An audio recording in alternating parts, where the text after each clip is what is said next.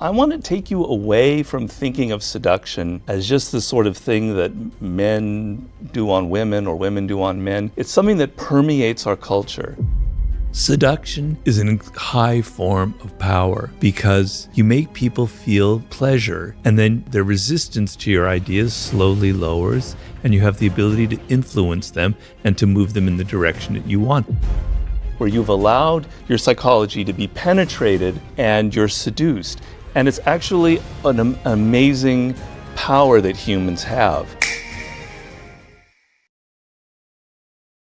In the 48 Laws of Power, I'm interested in what I call indirect power, soft power, because I maintain in the world today, if you're too direct, if you're too brutal and aggressive, you won't last very long. People won't like you. So we live in a world of soft power. It's in politics, it's in advertising, and it's in seduction. And seduction is a female, women invented seduction. There's no doubt about it. I describe how that happened, why it happened. And when you read a lot of history, as I do, there's not a lot of, women disappear in history a lot. There are only a few queens and empresses and courtesans, but their influence on history is incredibly profound, and seduction has had a profound impact on us. The whole idea of enchantment, of enchanting another person, of putting them under your spell, of making them fall in love, whether as just the end of it being love or a form of power, is something that women created and have had a huge impact. And I want to trace that impact to even politics today, where I feel like politicians are seducing the public. So this is a different kind of power, but it's related to what I talk about in the 48 Laws. I tell people, when you go see a movie or you read a book, let's say a movie, and you feel like the movie is casting a spell on you, it's drawing you into the story, and it's having an emotional impact on you, and by the end of the movie you're moved, or you're crying, or you're laughing, or whatever it is, that is a form of seduction where you've allowed your psychology to be penetrated by a director, a writer, or whomever, and you're seduced. And it's actually an amazing power that humans have. The problem is some people are closed to seduction. They don't want to be seduced. They're not interested in other people. I find seduction to be a very social phenomenon. To be a great seducer, you have to be interested in people. You have to there's a difference between a cold, kind of analytic, the typical sort of cold male seducer, which I talk about in the book, but I'm advocating a more sort of hot or warm seduction in which both people are seducing each other. Obviously men and women are different. Men tend to be seduced by visuals. The way a woman looks is sort of the primal way of seducing a man. Women are very prone to words, to just hearing, to the verbal aspect. And seducers, the typical Don Juan of the 17th century, which is where the whole Don Juan legend basically began, 15th, 16th century, they discovered that through language, through poetry, through casting a spell on a woman with their words, that this was the weakness that they had. And so many of these great early seducers were just great talkers. It's interesting because if you look at like some of the great ones in the 16th, 17th century, they were not handsome men. They were actually, one of them was physically repulsive, but had such an incredible way with words that he could seduce almost any woman. And then, obviously there are women who are great with words. I'm not saying that it's strictly male or female, but these are the two sort of weaknesses that each gender has. And it's infiltrated politics to a very large extent. I look in the art of seduction, the icon for me, the first great American, even world politician that kind of mastered it, but let's say American, was John F. Kennedy. I claim that he was, I'm not just me, other writers have as well, he was a master seducer, obviously with women, he's legendary for that. Using television and using Hollywood, the imagery, the icons of Hollywood, his father was a producer in Hollywood, and Kennedy was obsessed with Gary Cooper and Cary Grant and James Dean and Montgomery Clift. He studied them. He knew how to have the same sort of charisma on camera. He was our first television president. And he seduced the American public in a really powerful way. I mean, it was a very close election with Nixon, so it wasn't like a great, it was very close run victory. But it was very powerful in that he set the bar that now a politician has to have a television presence, has to be seductive, and has to find a way to bring people together through language, through imagery. Kennedy was sort of the master. And so I want to take you away from thinking of seduction as just the sort of thing that men do on women or women do on men. It's something that permeates our culture. It's in advertising, it's in marketing, it's on the internet, it's in politics. It's different. Obviously, a sexual seduction is not the same as Kennedy seducing the American public, but the dynamics, the casting of the spell, the enchantment has a similar process. And so first of all, there's the desire to be a seducer, which a lot of people will say, oh, I don't want that, I'm not interested in that. And what I'd say in the book is remember the time that you experienced probably in your life when another person had fallen in love with you and you sensed that you had power over them, that they were under your spell, that the things that you said excited them and interested in them.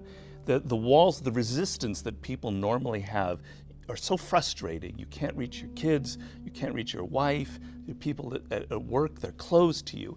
And in that moment when someone had fallen in love, that wall came down and you had this sort of back and forth electricity. It's amazing. You love it. It's powerful. It's great.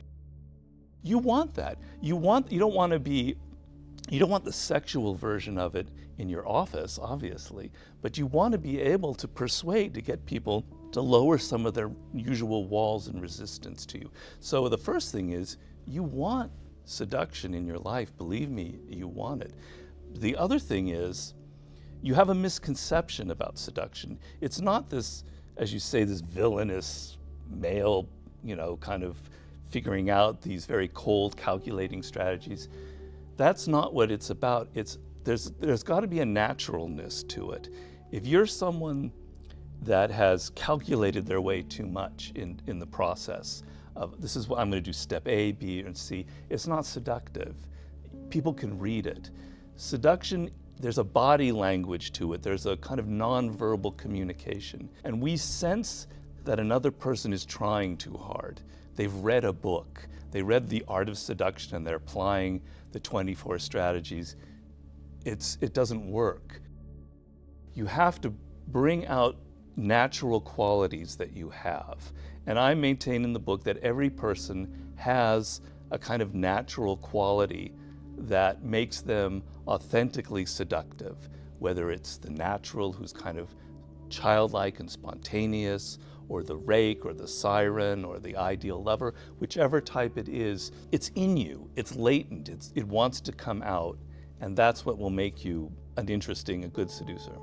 Seduction is a high form of power because you make people feel pleasure, you make them feel excited or interested in you, and then their resistance to your ideas slowly lowers, and you have the ability to influence them and to move them in the direction that you want. If you yell at them, like how we were talking about your child, and you tell them, do this, do that, they resent it, and for good reason. But if you're subtler, if you're more seductive in your approach, if you're more indirect, people will do what you want or go in your direction without ever even realizing it. So it was a sub-theme in the 48 Laws of Power. And so I was sort of interested in the psychology of that and why some people are good at it and some people are awkward about it. I like to distinguish between cold seducers and warm seducers. A cold seducer is something you don't want to be. That's the typical image that we might have of a male seducer, but even of a female seducer, like the great courtesans, etc., where they're just after money or the men are just after sex. That's not my ideal. My ideal is kind of a back and forth quality where it's not domination. It's sort of like a game that you're playing. It's like a mating game. It's like a courtship ritual where both people are kind of seducing each other. And so What makes for a great seducer is very simple. I can summarize it very simply. You are outer directed. So when you meet somebody for the first time, or you're on a date or whatever it is, you're not having that internal monologue going, does she like me or does he like me? Am I dressed well? Am I saying stupid things? What can I do to impress them? No.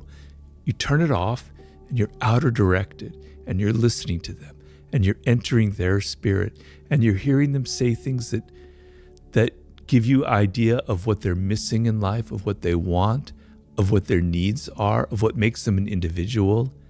You're absorbing it, you're entering into their spirit, and then you can reflect it back to them. You can give them gifts, you can take them to places that show that you're attentive to them. Because if you look at how we are in our day-to-day life, normally people never pay us attention. They're always so self-absorbed, they're never thinking about us. The times where you get the sense that people are actually interested in who you are as an individual is pretty rare. If you give that feeling to someone, it's incredibly powerful because we all want to be validated. We all want to be recognized. So the seducer is not someone who's all worried about him or herself and thinking. They're involved in the other person. They're absorbed like a sponge inside their psychology, inside their world. Anti-seducer has many qualities. I have a whole chapter on the anti-seducer. I try and define it. There's several of them. I don't have them all memorized, but one quality that's very anti-seductive is preaching and moralizing. Is like telling people, oh, that's wrong what you just said, or your politics are ugly, or you're not really good at this, or something or other. Having a moral superiority, a sense of sanctimony in a realm which should be about pleasure, where should be that kind of equality, that kind of back and forth dynamic, where you're asserting your moral superiority, is deeply, deeply anti-seductive, the element of preaching to people. Not being generous, and I mean not just with money is important, but not being generous with your spirit, right? You want to be open, you want to give as much as you can to the other person of yourself, of your time, of your money, of your energy, etc. So being all kind of crimped and I don't want to give, I don't want to spend money, I want to take you to the cheap place to eat, I don't want to give you much time, is very, very anti-seductive. It is anti-seductive. Now there is a part of weakness that is seductive. So I would say vulnerability is seductive, but insecurity is anti-seductive. And there's a big difference because the sense, so if I can define seduction in simple terms, most of the time we are closed to the influence of other people, particularly now. We have these walls up because life is harsh.